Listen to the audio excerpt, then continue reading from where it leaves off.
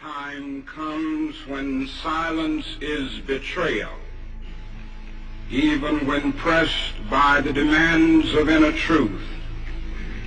Men do not easily assume the task of opposing their government's policy, especially in time of war.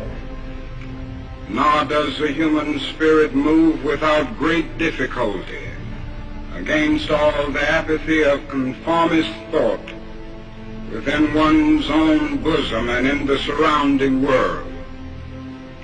Some of us who have already begun to break the silence of the night have found that the calling to speak is often a vocation of agony. But we must speak. We must speak with all the humility that is appropriate to our limited vision. But we must speak. We gather here in memory of 20 beautiful children and 6 remarkable adults. They lost their lives in a school that could have been any school, in a quiet town full of good and decent people that could be any town in America. Here in Newtown, I come to offer the love and prayers of a nation. I can only hope it helps for you to know that you're not alone in your grief. That our world too has been torn apart. That all across this land of ours, we have wept with you. We've pulled our children tight. And you must know that whatever measure of comfort we can provide, we will provide. As a community, you've inspired us, Newtown. In the face of indescribable violence, in the face of unconscionable evil,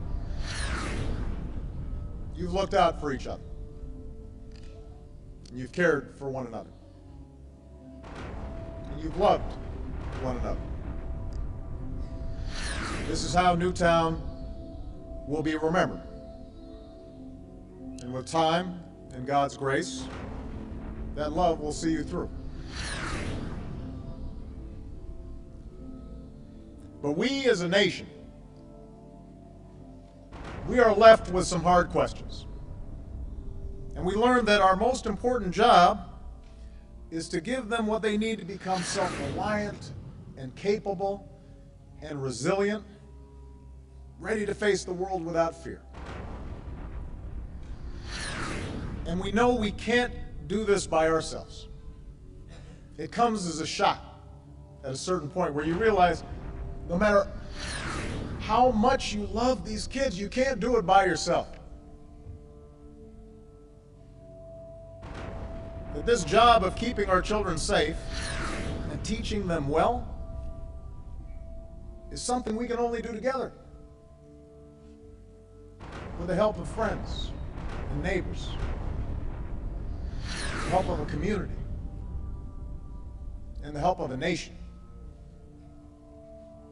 And in that way, we come to realize that we bear a responsibility for every child, because we're counting on everybody else to help look after ours. And we're all parents. And they're all our children.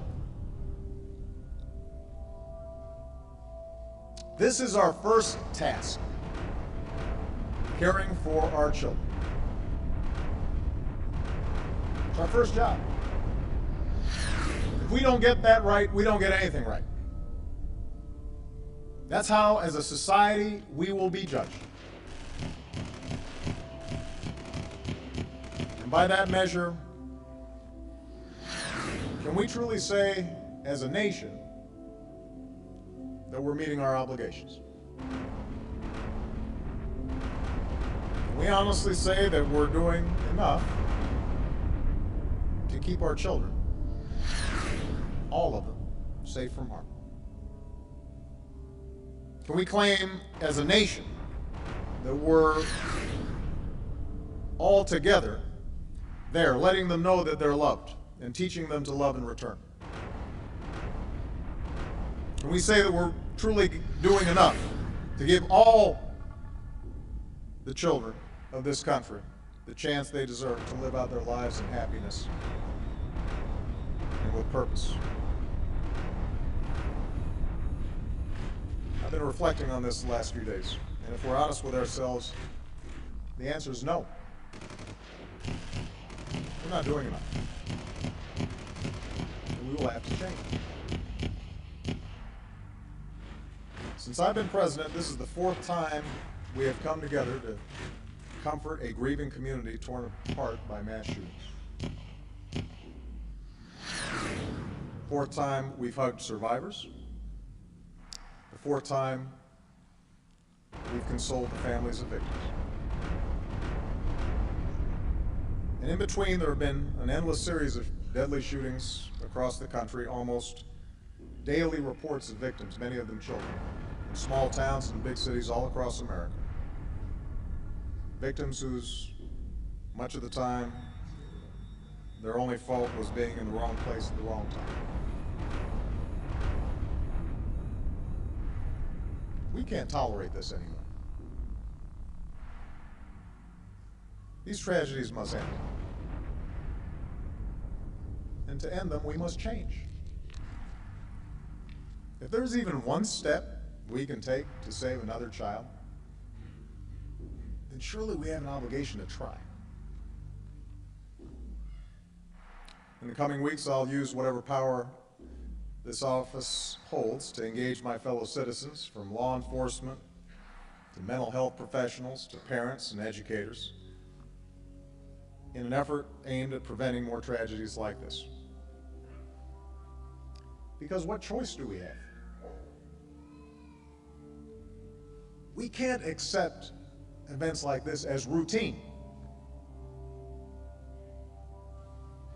Are we really prepared to say that we're powerless in the face of such carnage? That the politics are too hard? Are we prepared to say that such violence visited on our children year after year after year is somehow the price of our freedom? There's only one thing we can be sure of, and that is the love that we have for our children, for our families, for each other. The warmth of a small child's embrace. That is true. The memories we have of them, the joy that they bring, the wonder we see through their eyes, that fierce and boundless love we feel for them, a love that takes us out of ourselves and binds us to something larger. We know that's what matters. We know we're always doing right when we're taking care of them, when we're teaching them well, when we're showing acts of kindness. We don't go wrong when we do that. That's what we can be sure of. Charlotte, Daniel, Olivia, Josephine, Anna, Dylan, Madeline, Catherine, Chase, Jesse, James, Grace, Emily, Jack, Noah, Caroline, Jessica, Benjamin, Abigail, Alice. God has called them all home. For those of us who remain, let us find the strength to carry on and make our country worthy of their memory. And I knew that I could never again raise my voice against the violence of the oppressed in the ghettos without having first spoken clearly to the greatest purveyor of violence in the world today, my own government. We are called to speak for the weak, for the voiceless, for the victims of our nation, and for those it calls enemy. For no document from human hands can make these humans any less our brothers. We are met by deep but understandable mistrust. To speak for them is to explain this lack of confidence in Western words, and especially their distrust of American intentions now. Now that is little left to build on save bitterness. The world now demands a maturity of America that we may not be able to achieve.